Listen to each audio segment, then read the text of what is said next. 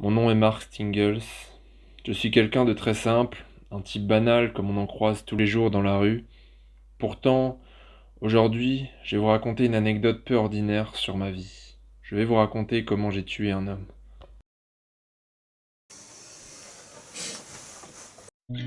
Ça a commencé un matin de mai, j'attendais une fille avec qui j'avais rendez-vous. Au début, j'étais plutôt confiant. Après tout, elle avait même ma photo, j'étais sûr que je lui plairais.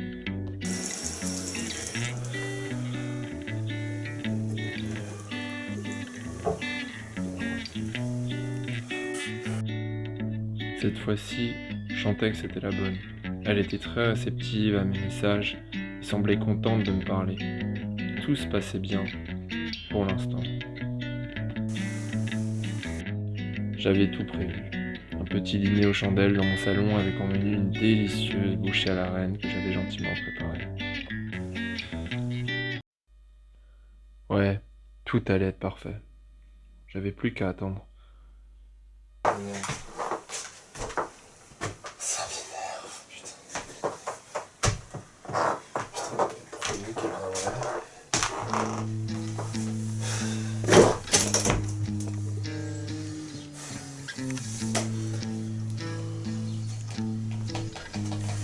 Ça faisait plus de 2 heures qu'on avait prévu de se voir. Je continuais à l'attendre, mais au fond de moi, je savais qu'elle viendrait pas.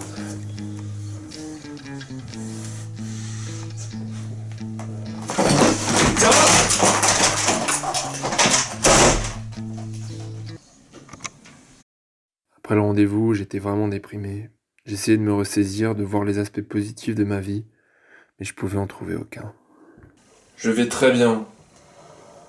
Tu en es sûr? Complètement.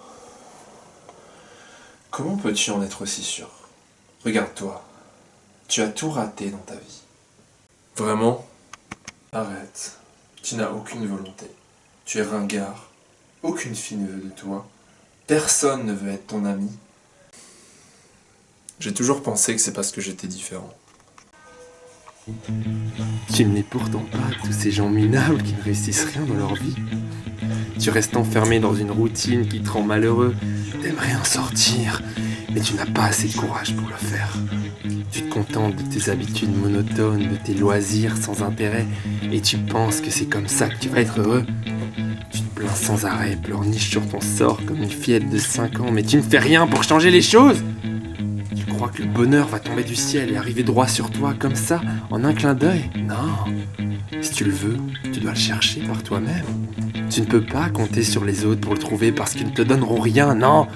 Même pas une minute de leur temps, tu comprends, la vie est une farce immonde remplie de gens hypocrites et égoïstes qui ne pensent qu'à leur petit nombril et se foutent royalement du malheur des autres. Le monde n'a pas de putain de sens.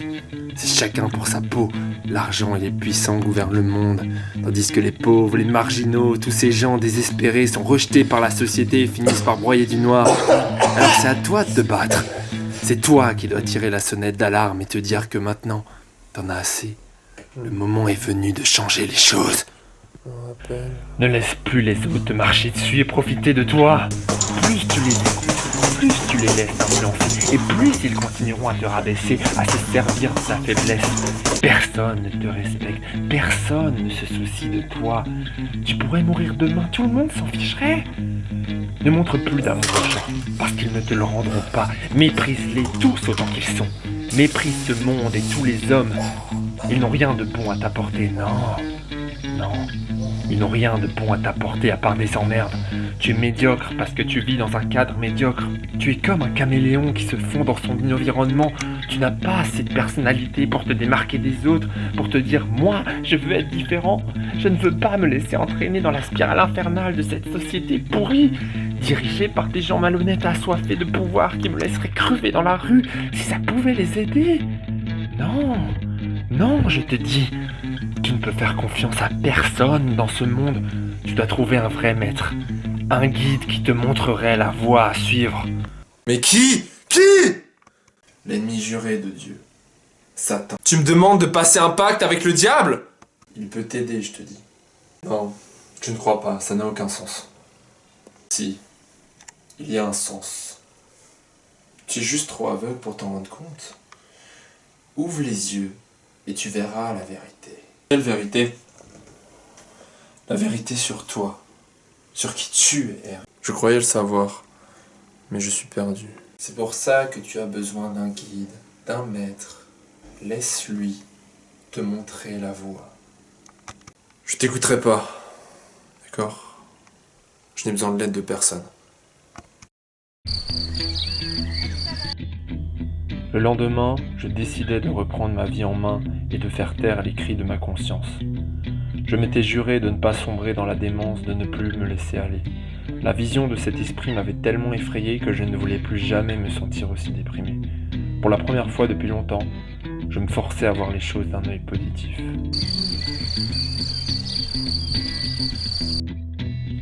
Ce jour-là, je sentis que quelque chose changeait en moi. Mais, la nuit, il revint me hanter.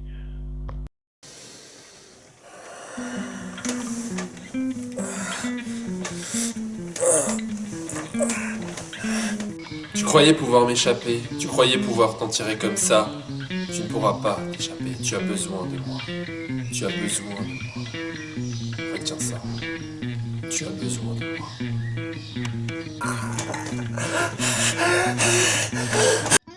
Je dormis très mal cette nuit-là.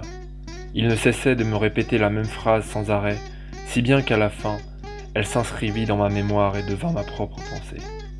Cet esprit mauvais prenait doucement le contrôle de mon âme, sans même que je m'en rende compte.